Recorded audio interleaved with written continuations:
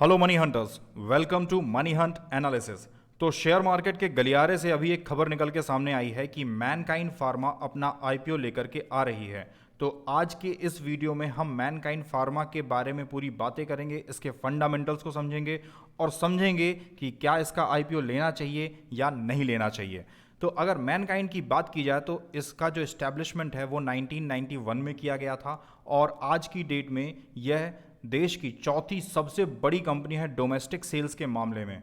आप सभी को पता है कि ये एक फार्मा कंपनी है, विभिन्न प्रकार की दवाइयाँ बनाती हैं, इसके बहुत सारे एपीआईज भी आते हैं और हेल्थ केयर के क्षेत्र में लगातार यह काम कर रही है। अगर इसकी आईपीओ डिटेल की बात की जाए तो इसने जो अभी अपना ऑफर दिया हुआ है वो कंप्लीट ऑफर फॉर सेल है, जिसमें कि ये अराउंड 4,58,844 इक्विटी शेयर्स को मार्केट में लेकर के आ रहे हैं और यह अराउंड 10% है इनकी कंपनी के शेयर्स का। मतलब कि ये अपने कंपनी का 10% हिस्सा आईपीओ में लेकर के आ रहे हैं। अगर इसके इशू प्राइस बैंड की बात की जाए तो अभी डिस्क्लोज नहीं किया गया है, मिनिमम लॉट साइज भी डिस्क्लोज नहीं है, बेड ओपन्स कितने पे हो रही हैं ये भी डिस्क्लोज नहीं है। तो अभी कुछ चीज़ें हिडन हैं जो कि इन फ्यूचर सामने आएंगी और जब वो आएंगी तो मैं आपके लिए एक अपडेटेड वीडियो और लेकर के आ जाऊँगा। इसमें एक सबसे इंपॉर्टेंट चीज़ है वो है कॉस्ट एक्विजिशन बाय इन्वेस्टर। इन्होंने जिन लोगों से ऑलरेडी पहले ही अपने शेयर सेल आउट किए हुए हैं उनके बारे में जानकारी दी हुई है, जिसमें कि 276 रुपीज़ पर शेयर इन्होंने कैनहिल लिमिटेड को दिया हुआ है और 550 रुपीज़ पर शेयर के हिसाब से इन्होंने बैगे लिमिटेड को दिया हुआ है। तो ये एक बहुत ही महत्वपूर्ण जानकारी है, इससे हम एक अनुमान लगा सकते हैं कि जो मार्केट में जब ये अपना आईपीओ लेकर के आएंगे तो इनका जो ऑफर होगा वो कितना होना होगा। हालांकि इन्होंने उस टाइम पर इनकी फेस वैल्यू कितनी थी जब इन्हें सेल आउट किया था और उस टाइम किस साल में इन्होंने दिया था, ये दोनों जानकारी अभी इन्होंने नहीं दी है। अगर इसके शेयर की लिस्टिंग की बात की जाए तो ये बीएसई और एनएसई दोनों में ही आने वाले हैं। इनका जो रजिस्ट्रार टू ऑफर है वो केफिन टेक्नोलॉजीज प्राइवेट लिमिटेड है। और एक चीज़ ये भी है जो बहुत इंपॉर्टेंट होता है अक्सर जब हम किसी कंपनी का शेयर परचेज करते हैं कि क्या उनके डायरेक्टर्स और प्रमोटर्स पे किसी प्रकार की लीगल या लिटिगेशन प्रोसीडिंग्स तो नहीं है, कोई क्रिमिनल चार्जेस तो नहीं है। तो ऐसा इनके साथ कुछ भी नहीं है। अब अगर इनके आउटस्टैंडिंग बोरोइंग की बात की जाए, अगर मोटे शब्दों में कहा जाए तो इनके ऊपर कितना कर्जा है तो वो है 8,680 मिलियन रुपीज़ और ये इन्होंने 11,935 मिलियन का जो इनका एसेट है उसके बदले में मार्केट से उठाया हुआ है। जरा हम फाइनेंशियल इन्फॉर्मेशन पे ध्यान देते हैं इनकी। अगर इनके रेवेन्यू ऑपरेशंस की बात की जाए तो आप देख सकते हैं कि 58 बिलियन का रेवेन्यू इन्होंने 2020 में सिक्योर किया था, देन 62 बिलियन का 2021 में, देन 2022 में इन्होंने 77 बिलियन का जो रेवेन्यू है वो जनरेट किया था। अगर इनके प्रॉफिट की बात की जाए विदाउट टैक्स का डिडक्शन किए हुए तो इनका 19 बिलियन का प्रॉफिट रहा है 2022 में और 21 में 16 बिलियन का और 2020 में 14 बिलियन का। तो ओवरऑल देखा जाए तो कंटिन्यूसली जो कंपनी है वो प्रोग्रेस कर रही है, उसका रेवेन्यू कंटिन्यूसली बढ़ रहा है, इनका जो प्रॉफिट है वो भी लगातार बढ़ ही रहा है। तो इस हिसाब से देखा जाए तो रिजल्ट तो इनके बहुत अच्छे हैं। कैश बैलेंस की अगर बात की जाए तो 2 बिलियन जो कैश है वो 2020 में इनके पास था, 1 बिलियन इनके पास में 2021 में था और 2022 में इनके पास 2 बिलियन के आसपास का कैश बैलेंस था। तो इनके पास अच्छा खासा कैश बैलेंस भी इन्होंने होल्ड किया हुआ है।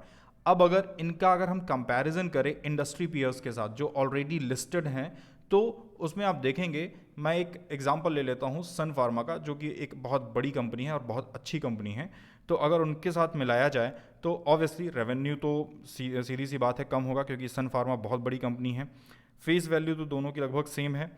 अगर इनका ईपीएस देखा जाए तो वो देखेंगे आप कि सन फार्मा का 13.60 है, मगर वहीं मैनकाइंड फार्मा का ये 35.78 है जो कि बहुत अच्छा है। ईपीएस जो डाइल्यूटेड है वो भी 35.78 और जो इनका है वो मतलब सन फार्मा का वो 13.60 है। रिटर्न ऑन न्यू इन्वेस्टमेंट या फिर जो इन्वेस्टमेंट पे जो रिटर्न मिल रहा है तो सन फार्मा दे रहा है 6.82% का रिटर्न, मगर मैनकाइंड फार्मा आपको दे रहा है 23.29% का रिटर्न। NAV पर शेयर देखा जाए तो इसका 200 है और इनका 153 है, जो कि ठीक है, बहुत ना ही बहुत बेकार है ना ही बहुत अच्छा है अगर हम इंडस्ट्री से कैलकुलेट करेंगे। इसके अलावा मैंने यहाँ पर सारे जो इंडस्ट्री पीयर्स हैं लगभग उन सभी को टारगेट करने की कोशिश करी हुई है और आप सभी से मिला सकते हैं। तो ओवरऑल अगर आप मोटा मोटा एक हिसाब देखेंगे ना तो आपको मिलेगा कि एवरेज है इनका कैलकुलेशन हर एक इंडस्ट्री की अलग जो कंपनियां हैं उनसे, तो एवरेज कैलकुलेशन आपको सामने निकल के आएगा। अब अगर हम फाइनल समरी की बात करें कि क्या इसका IPO लेना चाहिए या नहीं लेना चाहिए, तो इसके सबसे पहले नेगेटिव पॉइंट्स पे बात कर लेते हैं। तो इन्होंने जो अपना ऑफर दिया हुआ है वो कंप्लीट ऑफर फॉर सेल है। इन्होंने नेट जो फ्रेश इश्यूज़ हैं वो बिल्कुल भी नहीं डिमांड किए हुए हैं। मतलब कि जो भी पूरा पैसा ये मार्केट से उठाने वाले हैं ये सीधा प्रमोटर्स के बीच में बट जाएगा और इनके ऊपर ऑलरेडी एक ह्यूज डेट है जिसे कि वो चुकाने की कोशिश नहीं कर रहे हैं। अगर वो फ्रेश इशू निकाल करके एक बार जो इनके ऊपर डेट है उसे निकालने की कोशिश करते तो ये एक बहुत अच्छा ऑफर होता। पॉजिटिव पॉइंट की बात की जाए तो बहुत ही स्ट्रॉन्ग फंडामेंटल्स हैं, इंक्रीजिंग प्रॉफिट है, कंटिन्यूसली इनका जो प्रॉफिट है वो इंक्रीज कर रहा है। मार्केट की अगर रीच की बात की जाए तो इनका मार्केट रीच भी अच्छा है और इनके काफ़ी सारे ऐसे प्रोडक्ट हैं जो मार्केट में बहुत डीपली रूटेड हैं और लगातार सेल आउट होते रहते हैं।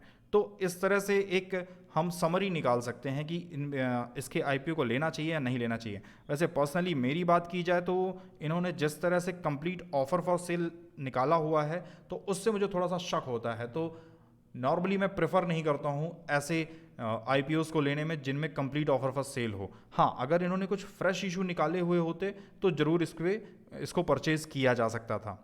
तो मेरे हिसाब से तो इसका ना है, बाकी आप लोग सक्षम हैं, आप इसे खुद कैलकुलेट कर सकते हैं। अगर इससे रिलेटेड कोई और जानकारी आती है भविष्य में तो मैं आपके सामने एक अपडेटेड वीडियो लेकर के आ जाऊंगा। और अंत में आपसे सिर्फ यही कहना चाहूँगा, हमें आपकी सहायता की बहुत ज़रूरत है। प्लीज़ हमारे चैनल को लाइक करिए, सब्सक्राइब करिए और बेल आइकन दबाना बिल्कुल भी मत भूलिएगा ताकि आपको लगातार हमारे वीडियोस का नोटिफिकेशन मिलता रहे। और कमेंट में आप मुझे लिख करके बता सकते हैं कि आप किस विषय में अगला वीडियो चाहते हैं। अगर होगा तो हम आपके लिए वो एक नया वीडियो लेकर के आएंगे। चलिए मेरे मनी हंटर्स, तब तक के लिए आप सभी का धन्यवाद। Continue with your money Hunt.